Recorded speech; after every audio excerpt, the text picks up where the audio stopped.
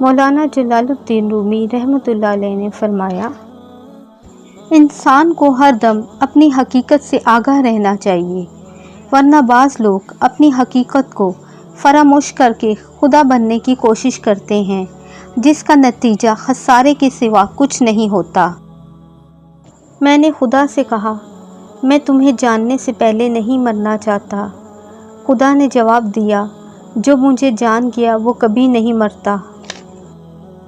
میں نے شمس سے پوچھا، تصوف کیا ہے؟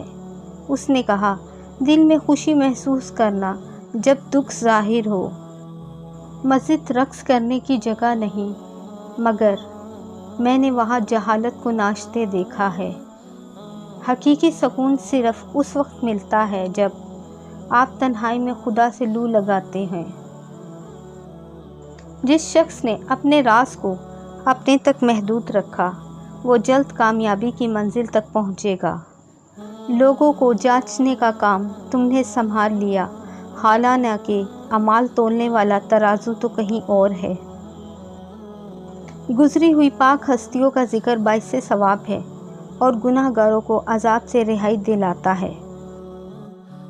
اگر آنکھ کی بینائی ختم ہو جائے تو انسان رات اور دن میں فرق نہیں کر سکتا۔ اسی طرح اگر انسان دل کا اندھا ہو جائے تو وہ حق اور باطل میں فرق نہیں کر سکتا۔ ہم ایسے منافق لوگ ہیں کہ کسی کی تکلیف کو اس کے گناہوں کی سزا سمجھتے ہیں اور اپنی تکلیف کو آزمائش۔ محبت تو یہ ہے کہ جب خدا کہتا ہے، میں نے سب تیرے لیے بنایا، اور تم کہتے ہو، میں نے سب کچھ تیرے لیے چھوڑ دیا۔